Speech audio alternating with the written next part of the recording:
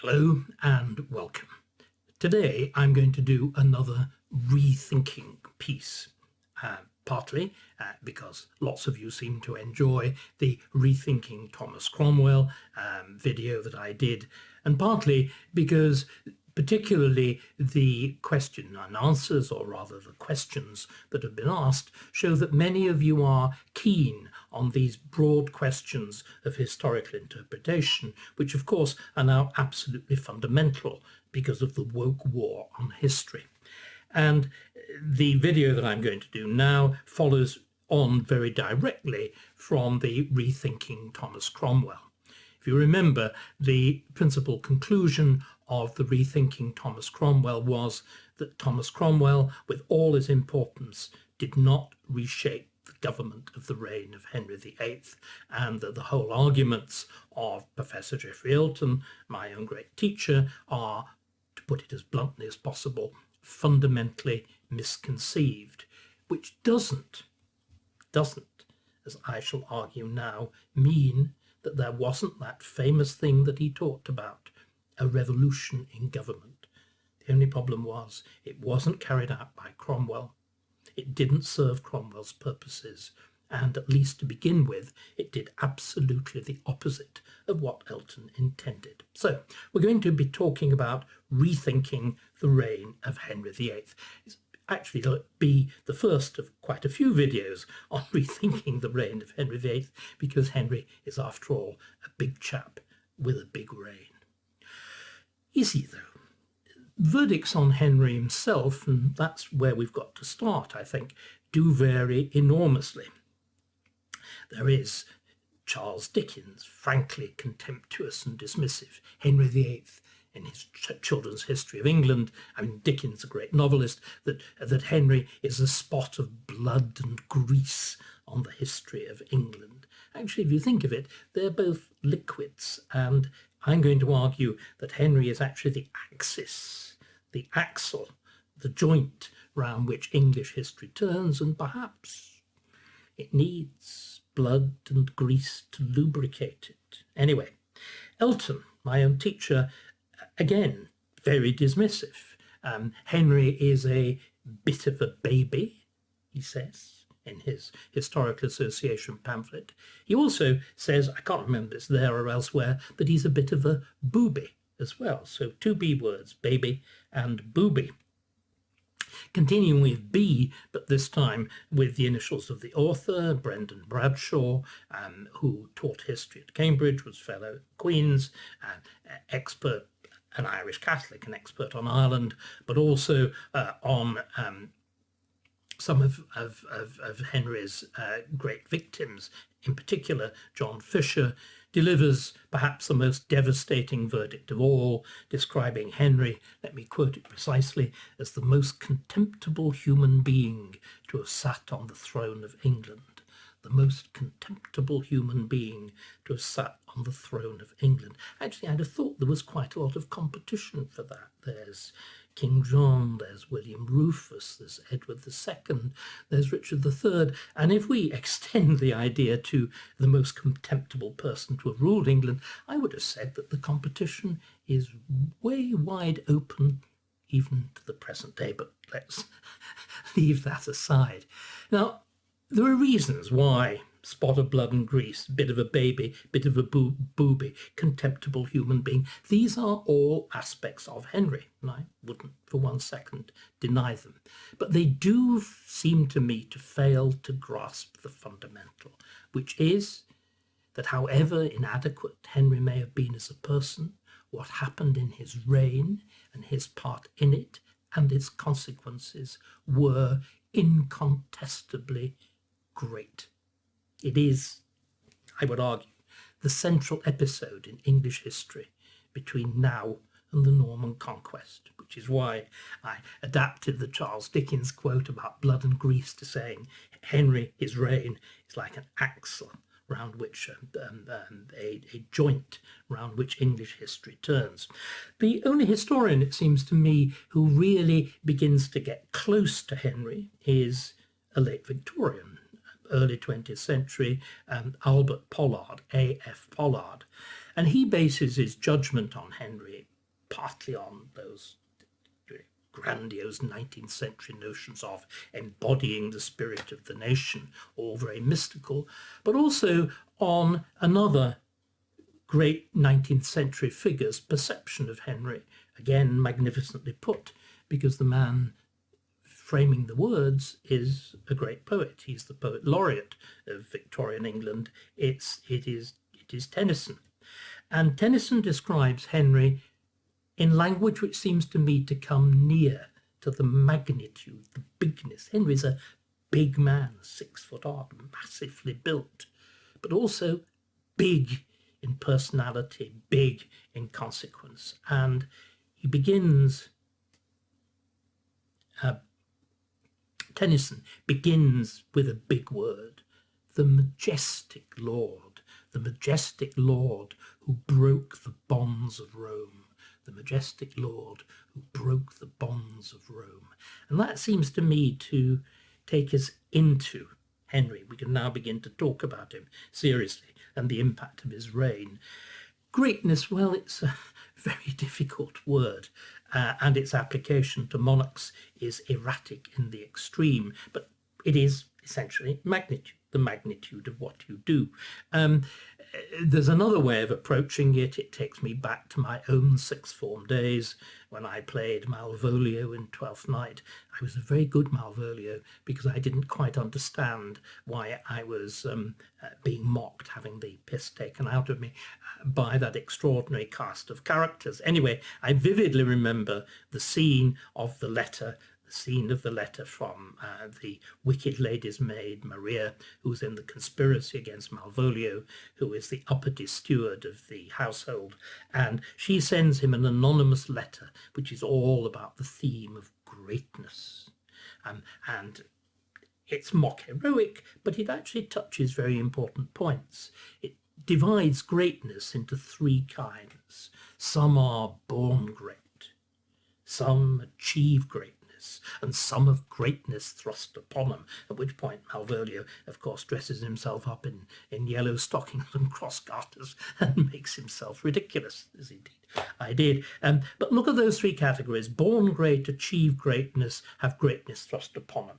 Henry doesn't achieve in the sense he's born to power, so he's born great, or rather, he's born great once his elder brother Arthur has died. I think the key to Henry is that he has greatness thrust upon him by circumstance. Because, of course, Henry begins his reign, and I think ends his reign, by aspiring to recreate the monarchy of the greatest of his predecessors, the king who really should be called Henry the Great, that is, Henry V.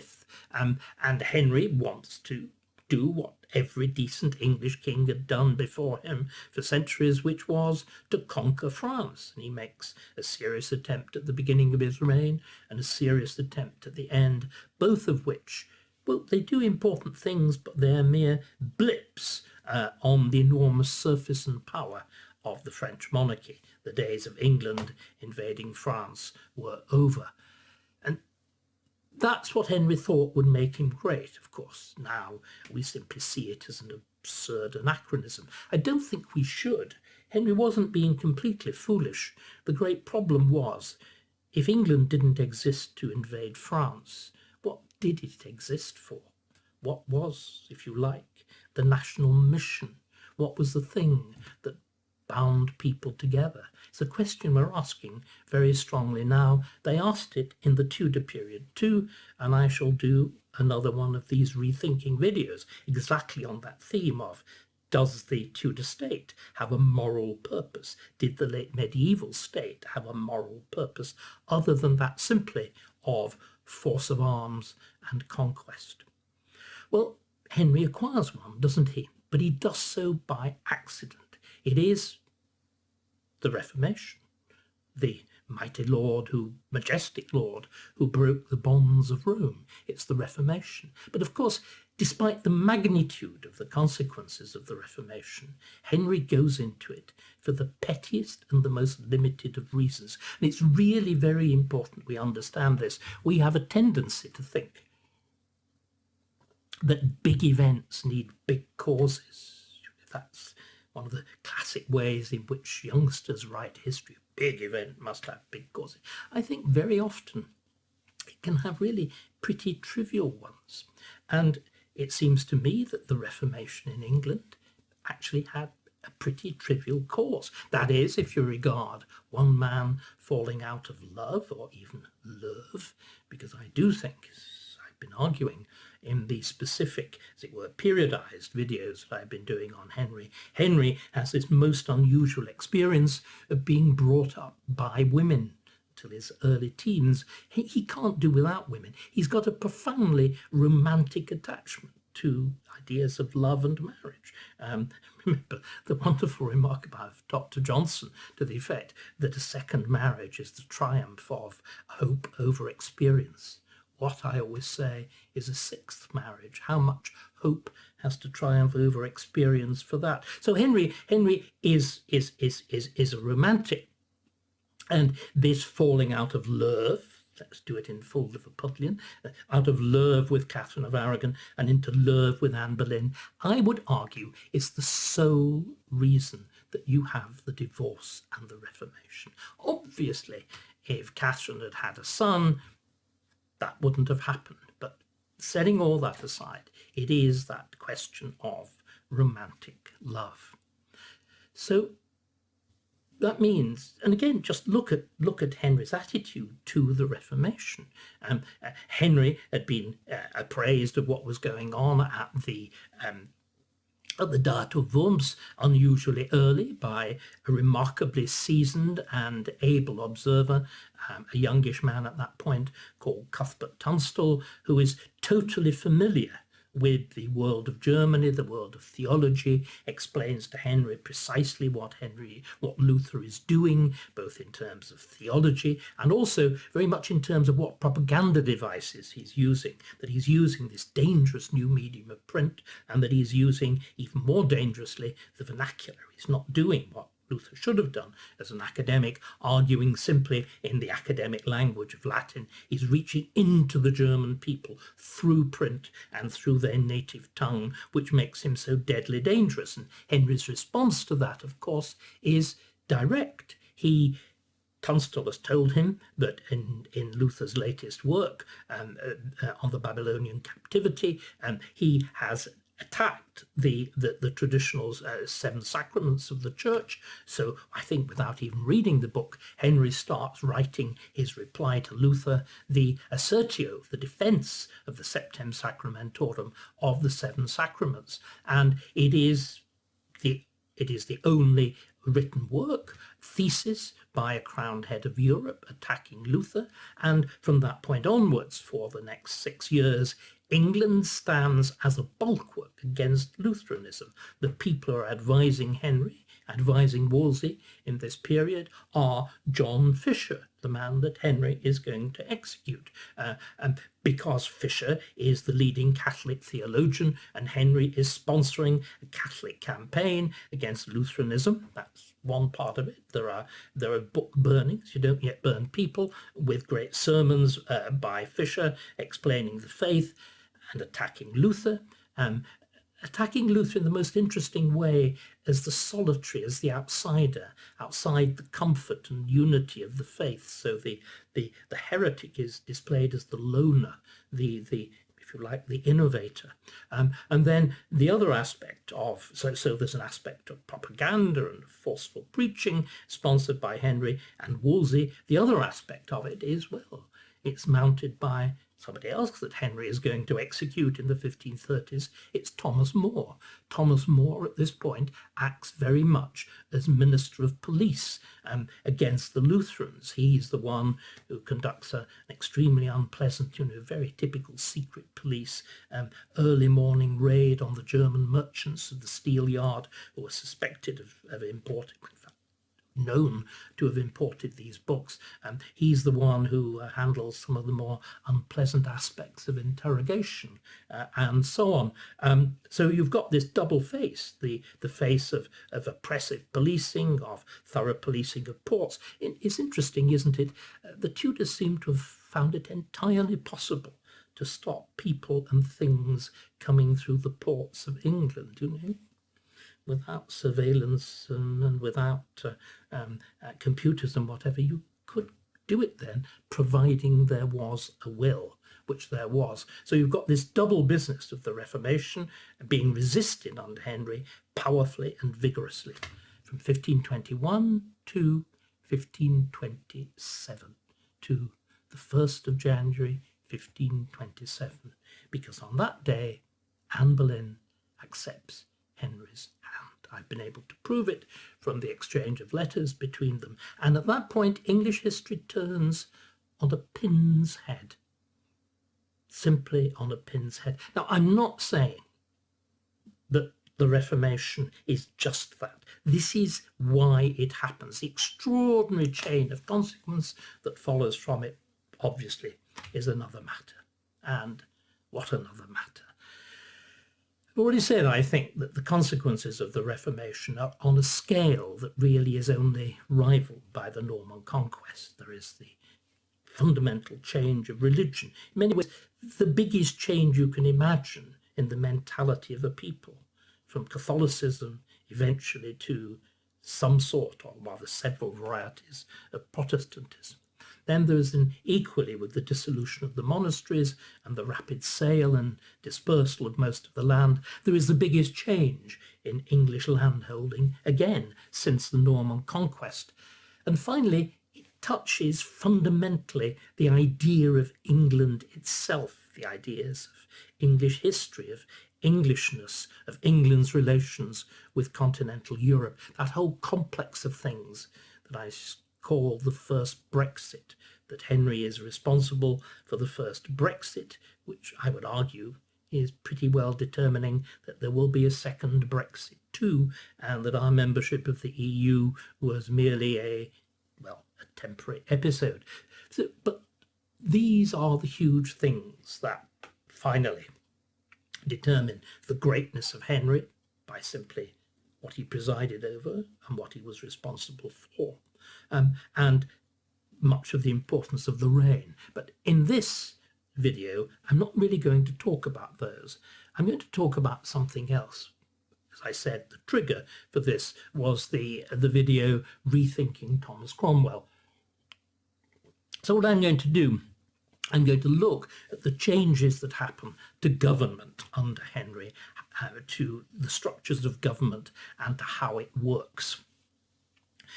Here again, I'm going back to my earliest work, my work as a research student, even beyond that, I suppose, to some of the things that I did as an undergraduate. Again, that apprenticeship, this whole business of different attitudes towards historiography, that very untheoretical, practical training I received from Geoffrey Elton in the handling of documents.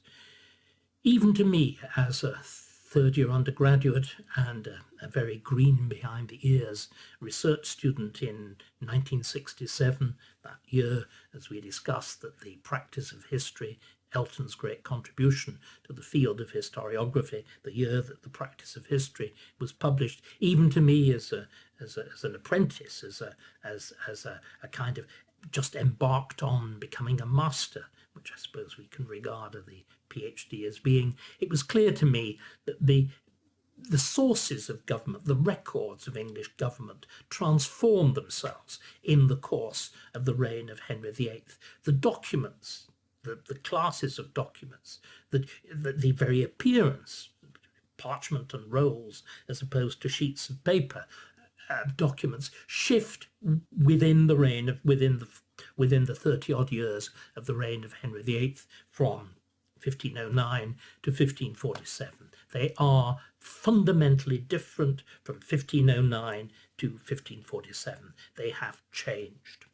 Now, how can we, without going into enormous detail, which is inappropriate to the discursive conversational tone that I'm adopting, how, without going into enormous detail, can we actually grasp what happened and begin to understand it? We've been talking again about greatness, about great kings, about people who, as Pollard said, can only be great because of that accident of birth. Henry did not have it in him, I think, to have achieved greatness, but he is given that double form of greatness, greatness by birth, and also greatness, if you like, thrust upon him.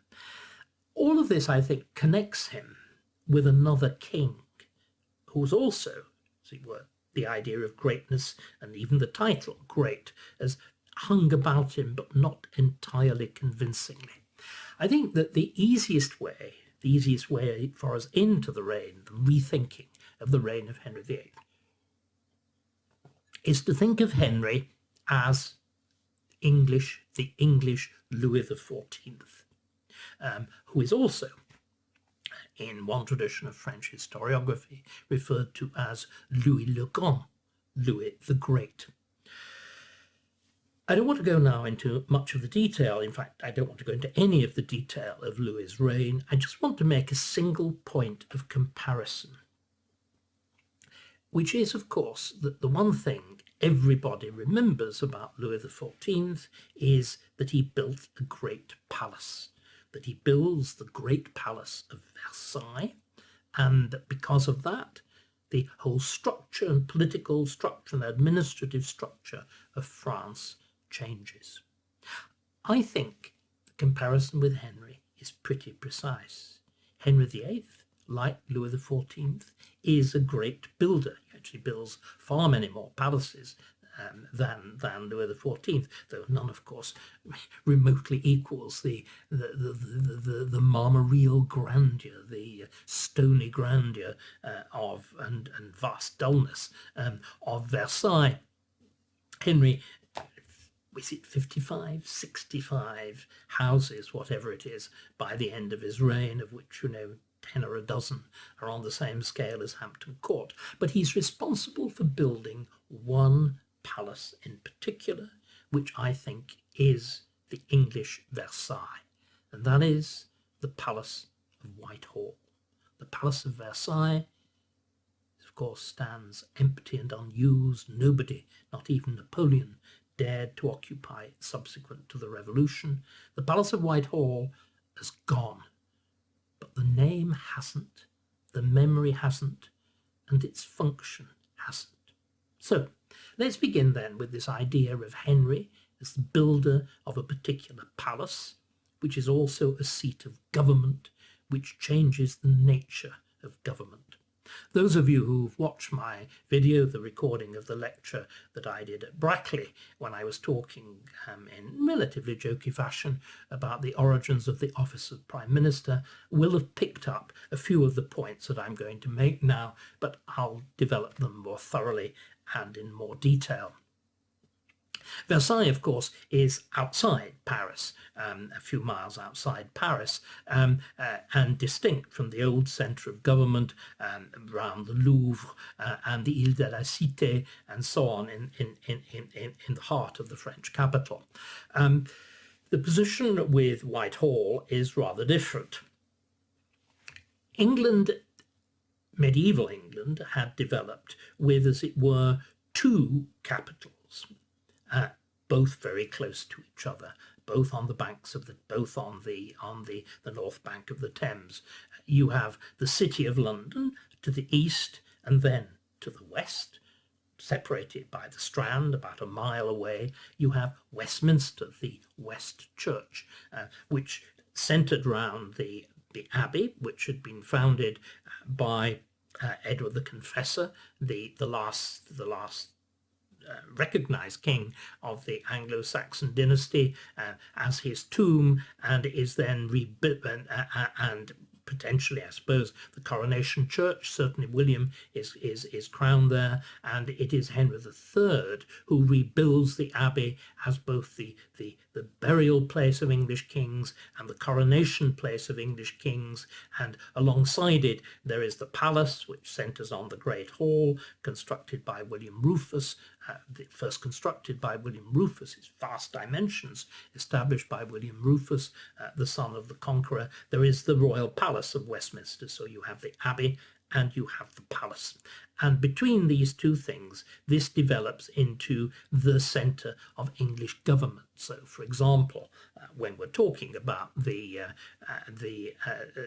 Morte d'Arthur, the Mallory's great retelling of the Arthurian legend, you can actually see how the capital of Arthur's England shifts from the Caerleon romantic through the Anglo-Saxon capital, Winchester, where the Edward III round table still hangs, actually to Westminster as the real capital. So Westminster is the capital, and the king has got his palace there.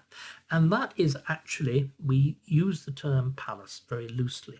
The only place in medieval English history that is referred to as a palace is the Palace of Westminster. Why its primacy? Well, its primacy is because, again, as I argued in the Rethinking Thomas Cromwell video, government is a time and a place. And what happens in the later Middle Ages is that government settles down physically in Westminster. And the time when government is particularly active is also associated with the king's being at Westminster. In the vast palace complex of Westminster, the main institutions of medieval government settle down. The Exchequer, the common law courts, the Court of King's Bench, and the Court of Common Pleas, the Chancery, and above all, Parliament, that central feature of English government. And because Parliament exists essentially to raise taxes for war, and war is pretty well continuous, first the wars of Edward I to conquer, to establish an English empire within the British Isles, and then what we call the 100 Years' War, the vast struggle against France to establish an English empire across the Channel in France. Because war is pretty well continuous, you get a parliament at least once a year, and it settles down generally as a parliament or a session of parliament being summoned in November for All Saints' Day, the very beginning of November, and the king being in residence at the Palace of Westminster then, and so the court and the government and parliament all together in this one spot. And the rhythm of the political year, well, it's not actually very different from the rhythm of our political year. It's the autumn and spring, and things begin to break up in the early summer, and everybody goes away. Things actually, some ways, don't change all that much. Again, the pattern that's reproduced by the school year, the legal terms, and so on. So everything there in Westminster. Where is Whitehall? What is Whitehall? Why does Whitehall happen? Right. That palace complex of the Abbey and of the Great Palace, which is both the, as it were, the headquarters of the medieval bureaucracy, because, again, let's get this absolutely straight, nothing could be more bureaucratic than something like the Exchequer, going right back to the 12th century, to the reign of Henry II, when it first gets going. There's the dialogue of the Exchequer, the Dialogos de Sacario, which describes an organisation of the most magnificent, perfectly functioning, real Rolls-Royce bureaucracy. It's a unique text in English history, really, I think, unique even in European history. We've had at least the potential of a Rolls-Royce bureaucracy ever since the reign of Henry II, ever since the 12th century. We're coming up to, whatever we are, 800 years of the damn thing. Anyway, so the headquarters of the bureaucracy is there, and then in what's called the Privy Palace, which lies to the south of the Great Hall, because the river here, rather disturbingly with the huge meander of the Thames at that point, actually runs north-south. You've got to the south in the new palace, you have the place where the king is in residence when in as it were, the political season during the sessions of Parliament. That's the state of play until the beginning of the reign. You've got it. Of Henry VIII. Once again, the role of accident. What happens in 1513 is it's extraordinarily badly documented, but it is clear there is a huge fire which burns out most of the privy section of the Palace of Westminster. It would have been pretty lightly built. A lot of it would have been half timbered. It catches fire. Well, palaces often catch fire. The thing that's important is Henry never rebuilds it, nor does anybody else. So there is this extraordinarily violent rupture.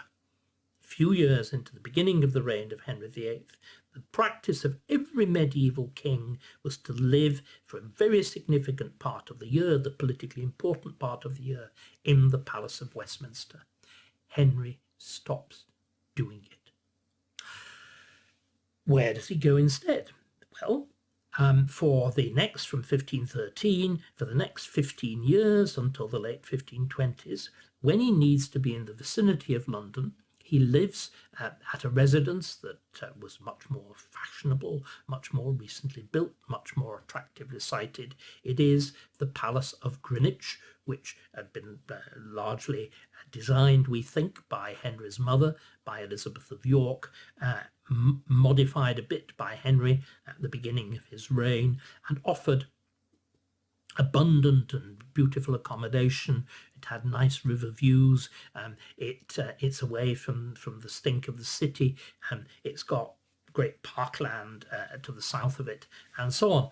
And he is there. And how can he be there when he needs to be attending Parliament? Well, it's quite easy. He can do so because, providing you choose the tide flowing in the right direction. In other words, you want the high tide as the tide flows in to the west from the Thames estuary to the east. If you pick the tide flowing in that direction, you can be with powerful rowers and a stable boat that can get you under the rather narrow arches of London Bridge. You can be at Westminster in about half an hour. Actually, in other words, you can do it faster in the 16th century, providing you wait for the turning of the tide, than you can now. So Henry becomes a kind of commuter as far as the business of government is concerned for that first 15 years of the reign.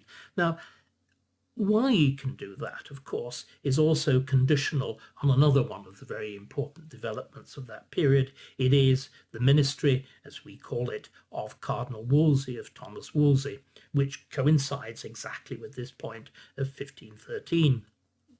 Wolsey really emerging into power at that point through his management of the First French War, and consolidated and made official with the resignation of the two great ministers inherited from Henry VII, William Warham and Richard Fox, the Bishop of Winchester. And they resign in 1515, and Wolsey now emerges as unquestioned Cardinal Minister of England. He has a palace, a town palace. It is York Place, which is up from the Palace of, so this business of north-south, it's north of the Palace of Westminster, and it is off a street which is called King Street, which was the extension of the Strand, which took the king down towards his Palace of Westminster. And it is this very handsome townhouse of the Archbishops of York, which he rebuilds on an enormous scale with a white painted hall, hence the name Whitehall. So you've got the king, the young king, the jousting king, the hunting king, the revelling king, the king in love at Greenwich, and you have Wolsey supervising government on his behalf in this new palace, York Place, very near to the old palace.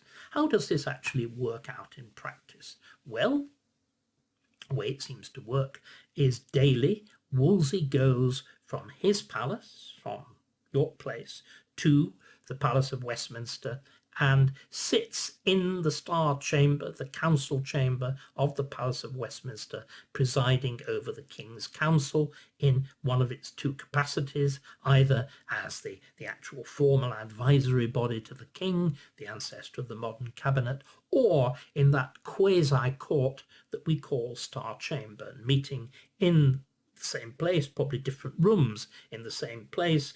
The meeting is the council in the inner chamber where we know there is a table, and as a court of Star Chamber in the outer chamber where they sit round the edge, rather as though it's in a parliament. So Wolsey running the show on the King's behalf in Westminster. What does Henry have with him at Greenwich? Well, what he has with him at Greenwich is somebody who is acting as liaison between the King and Wolsey. Sometimes it's the man who is formally the royal secretary, like Richard Pace. Sometimes it's somebody who is just an agent. Very often this key figure, Sir Thomas More, or an important member of the inner royal household, someone like William Fitzwilliam, who is highly literate and again deeply trusted by Wolsey, because of course this role of the man next to Henry, well, Wolsey is always alarmed. He makes poor Richard Pace's life a torment. Probably his mistrust and his jealousy of him drive Pacey to his eventual madness. So there is this liaison figure, and periodically Henry gets alarmed about the fact that he doesn't have his own council about him, and particularly from about 1518 onwards, the King constantly presses Wolsey, and indeed Thomas More's entry into the King's Council is very much so that he can be a councillor attendant on Henry at Greenwich rather than Wolsey in Westminster. So you get a kind of skeleton council and a secretary formally titled, or an effective secretary figure next to the King himself here at Greenwich. Those two things, the secretary and a skeleton council directly advising the King himself. And these two bits of the governmental machine, the rather small thing around the King himself at Greenwich and the much bigger structure around Wolsey himself at Westminster, they come together, well, pretty frequently in term time, this period of the winter and the spring, when government is really active. They come together physically when Wolsey goes to court. Wolsey mostly goes to court on Sunday. So you get the two power centres. It's kind of, like a constellation coming together. The two power centres of Tudor government come together in the Palace of Greenwich, with Wolsey and Henry actually conferring with each other and taking big decisions. So that's the state of play under Wolsey to the end of Wolsey's ministry, that violent conclusion that it has when Wolsey fails to get the King's divorce. There is the failure of the trial of Henry's marriage at Blackfriars in 1529. There is Wolsey's fall, and there is the confiscation of the palace, Wolsey's palace of York Place, and its occupation by Henry and Anne. And it's then very, very rapidly rebuilt into a new the greatest royal palace, the Palace of Whitehall. The structure is enormous. It stretches right across from the Ministry of Defence, right over where the Ministry of Defence now is, on the banks of the Thames. It stretches, and it of course goes right to the River Thames. There is no embankment. It stretches right from the River Thames across the site of the vast buildings of the Ministry of Defence. It's carried over by two bridges over the line of King Street, which is roughly the line of the modern street of Whitehall, and into the St James's Park side of the palace, which is really, I call it the royal playpen. This is going back to Henry the Baby and Henry the Booby. This is the side of the palace which is entirely devoted to sport. It's a gigantic sporting complex with a cockpit, tennis, jousting, and so on. And it's easy for us to locate now because the actual area that's devoted for jousting corresponds to Horse Guards Parade. So you can actually see that great flattened cleared area there, and arrange the cockpit and the tennis play and the cockpit and the tennis play to the south of that, with rather appropriate things like the Treasury, the great buildings of the Treasury, incorporating bits of these rather indecorous buildings, the indoor tennis court and the cockpit of the Tudor palace. So Henry then creates this huge palace complex right next to the old palace complex of Whitehall. Sorry, let me get that right. Creates the new palace complex, which becomes known as Whitehall, right next to the old palace complex of Westminster, which is decayed and somewhat ruinous. Where does Cromwell fit in this? Where does government take place? Well, Cromwell doesn't actually spend very much time, I suspect, in this area. Cromwell is mainly at the Rolls. He occupies, in other words, the City of London, the older, the financial centre. Cromwell spends a great deal of his time there, but he is obviously managing both the government, the institutions of government in the Palace of Westminster, and he very much has to try to manage the king and what is in the Palace of Whitehall, the new palace, two palaces. What is there? What are the two things? Well, in the Palace of Westminster, there is what there always had been. There is Parliament, there are the law courts, there is the Chancery, and there is the Exchequer, and there is still Star Chamber. That is the council sitting as a court. What is there in the new palace, the Palace of Whitehall? Well, there is the king. There is the private royal entourage, which I think is very closely comparable to, the staff of the West Wing, the private staff of Downing Street. These are the movers and shakers, the lubricators, the negotiators, the greasers of government. There's the Privy Chamber. But what is most striking of all, in this inner area of the palace, the fact that within the Palace of Whitehall there is a series of areas of ascending privacy, the Privy Chamber, the Presence Chamber, and then the King's Holy of Holies, the Privy Chamber, and lying behind that, the bedchamber, the closet, and all the rest of it.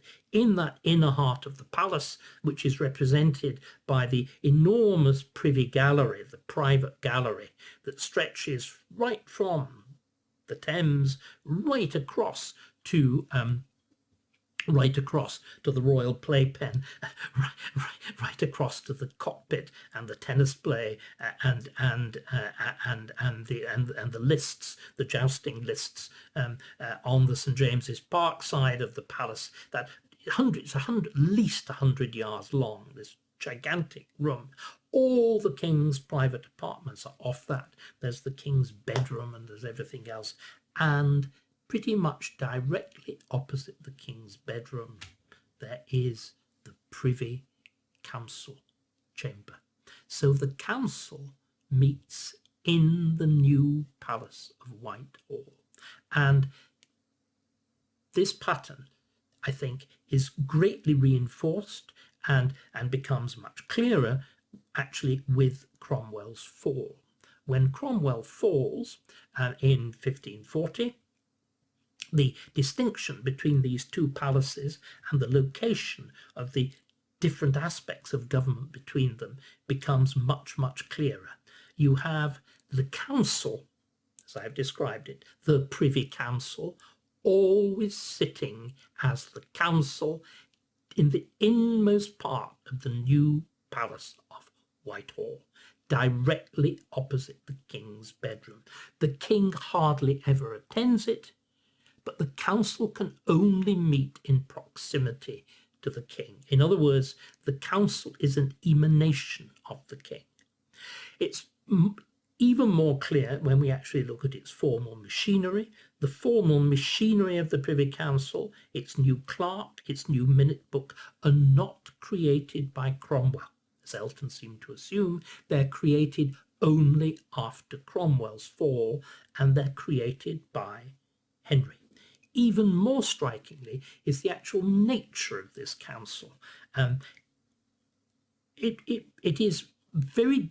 Henry had always been concerned about the nature of his councillors, and in theory he would have preferred... Henry actually has got very high views of what nobility should be. Henry would have preferred them to be noble, despite the fact that his leading ministers are people like Wolsey and Cromwell, who are anything but noble. And you can see Henry reaching to a notion of, how can I make sure that there's a correspondence between my council and the nobility? And Henry is directly responsible for the Act of Precedence of 1539. It sounds boring, doesn't it, an Act of Precedence, with the order in which people go. It is one of the most important pieces of legislation in English history.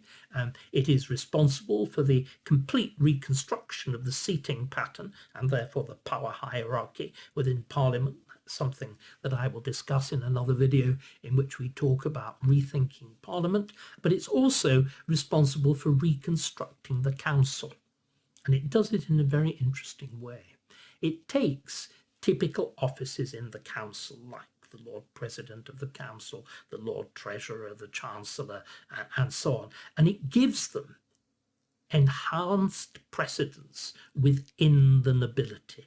In other words, what it says to the nobility is, if you serve me as a councillor, you will get what all aristocrats argue about, which is precedence. You know, people come to blows in noble societies as to who goes through a door first. Think how much more important it is who sits above whom in the House of Lords. Normally it was decided by your title. You know, are you a baron, a viscount, an earl, a marquis, or a duke?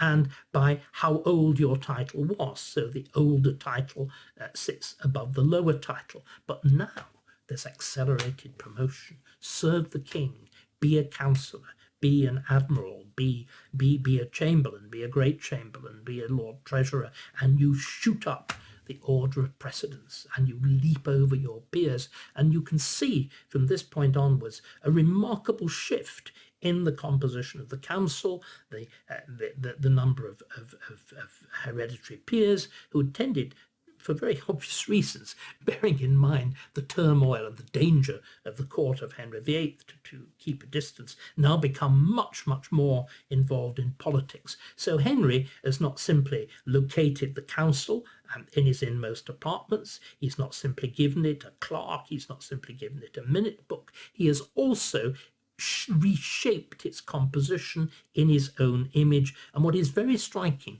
is just how hard he works them.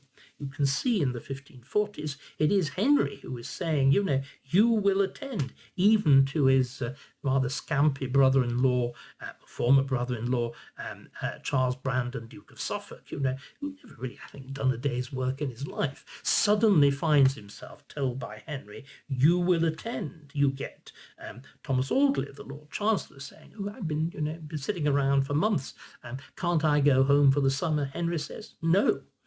There's work to be done.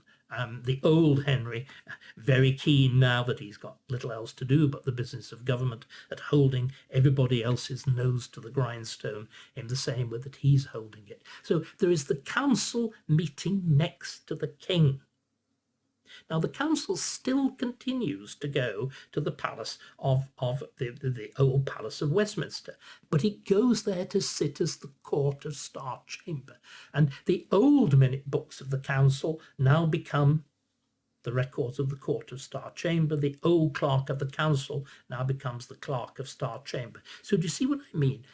If you look at the council, you can see it assuming two different roles depending on which one of those palaces it's in. Is it in Whitehall? Is it in Westminster? When it's in Whitehall, by the king, it is the principal advisory and executant agency of government. When it's in Westminster, it's a quasi-court, like most of the other things that are in the Palace of Westminster as well. And the same is true of what had been the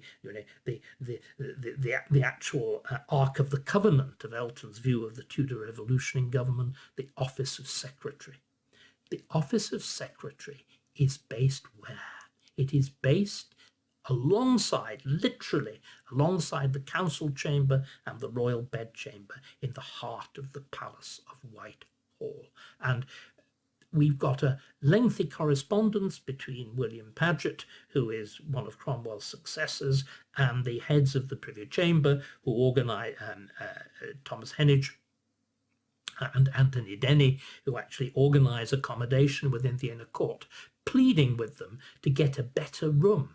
The Secretary of He's not the Secretary of State, he's the King's Secretary. He's saying, my clerks use the King's study, but they can't use it at night or over the weekend or in the holidays for fear of diseasing His Majesty. This doesn't mean, as I'm pointing out, infecting him. It means disturbing him because the study is right next to the King's bedroom, and the clerks clearly need to come and go often all night because there's emergency business. But they can't do it because the King's next door. And so what he's saying is, I've got to have a room somewhere in this inner complex that is big enough for my table. My existing room, not big enough for my table. You can't have a bureaucracy without a desk. And so the secretary, again, is here in the heart of the new palace, the Palace of Whitehall, proximate to the king. In other words, the two things that Elton regarded as being evidence of a new style of government, the role of the Privy Council and the role of secretary, on the contrary, are the instruments which are closest to the physical, the literal physical person, the actual personal will of Henry, and are physically located in the new palace, Henry's real residential palace. Unlike the more formal instruments, the inherited, the essentially medieval instruments of government, Parliament, the law courts, the Exchequer, Star Chamber, in the old Palace of Westminster. Now, there is a complicating factor, as I pointed out in my video on Thomas Cromwell, which is the change of name.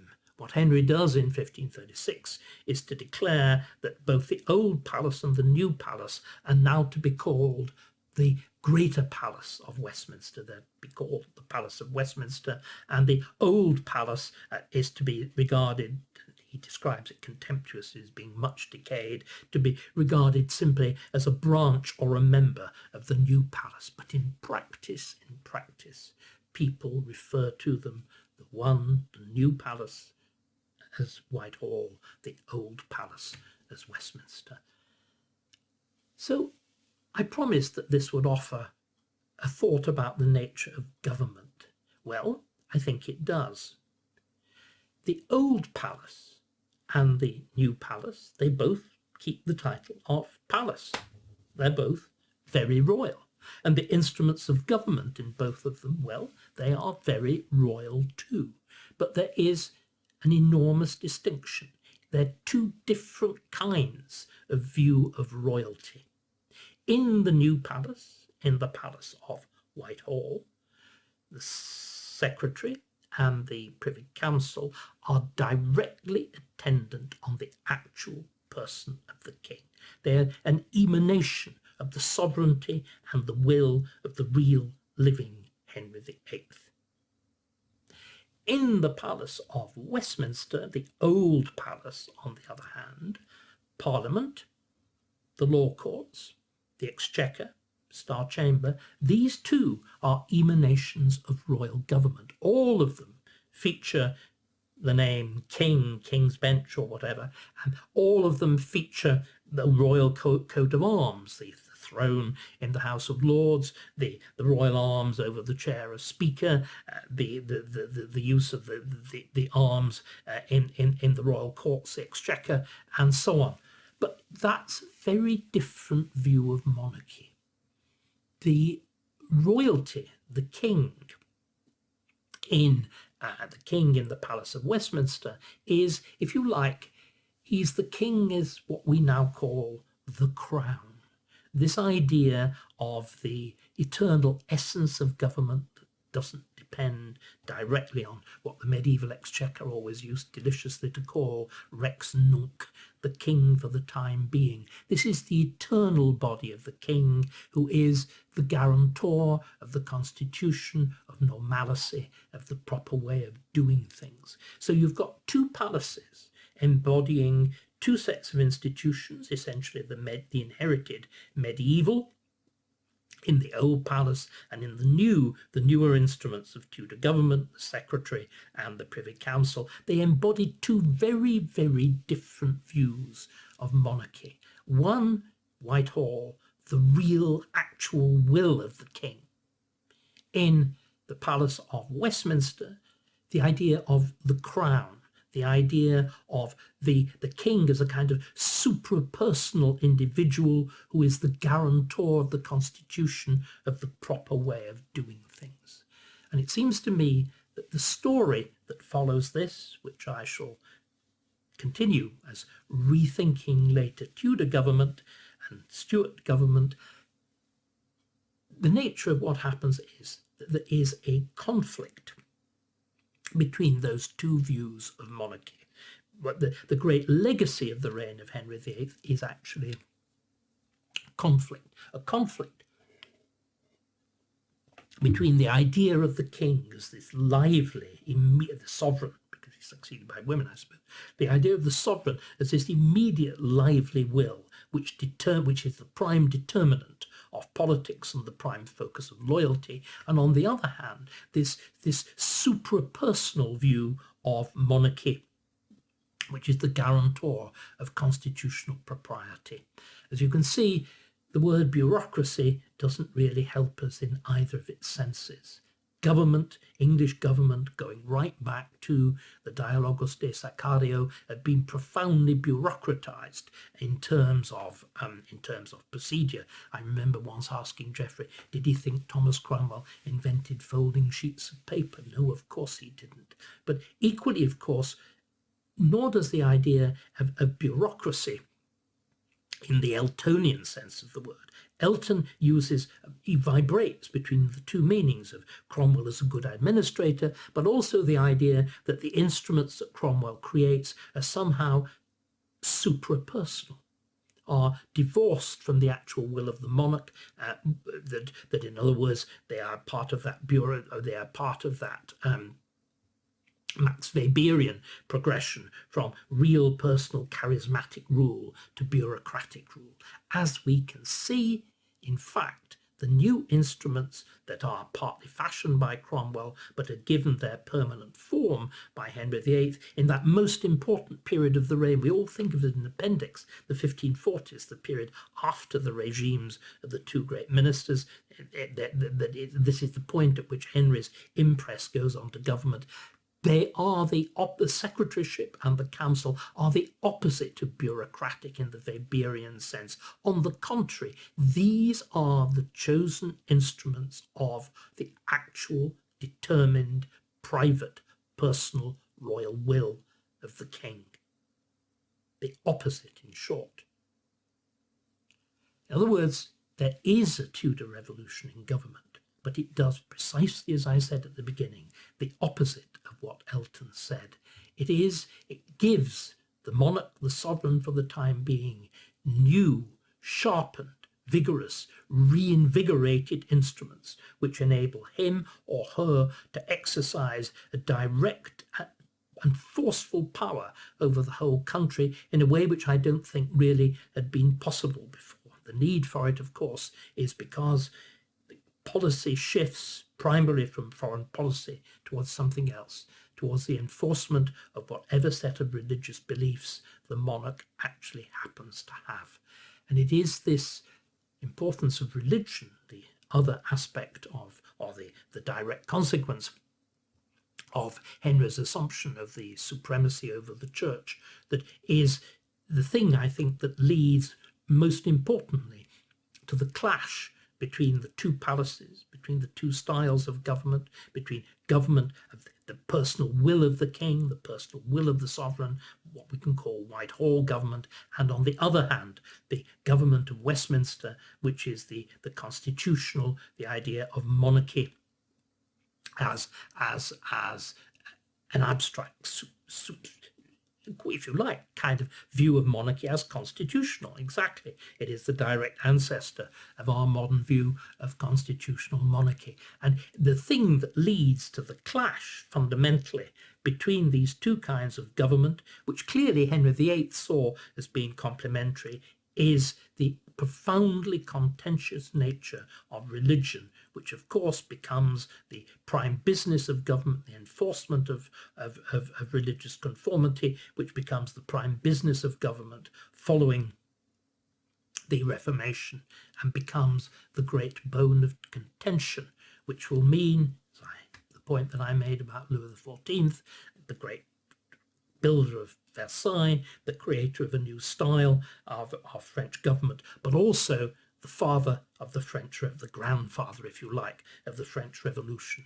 I think we can now see that Henry is in fact the grandfather of the British civil wars of the 17th century, and it is in those civil wars that the transformation, the clash, the contention between those two forms of government takes place. So the two sides in the Civil War are not monarchists and republicans. They're all monarchists, but they're fighting about two different kinds of monarchy, the monarchy of Westminster or the monarchy of Whitehall.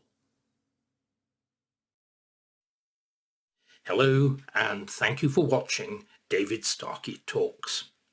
If, as I very much hope, you're enjoying them, why not become more actively involved and join my members club? As a member, you'll be able to take part in the members-only weekly question and answer session, suggest topics for forthcoming videos, and have priority booking for my forthcoming live events. And while you're at it, why not have a look at the store page on my website, davidstarkey.com. There you can purchase T-shirts and other merchandise, buy signed copies of my books, and, if you're feeling brave and a bit flush, even arrange to take me out to lunch. Thank you once again for watching. I look forward to hearing from you and to welcoming you to my members club.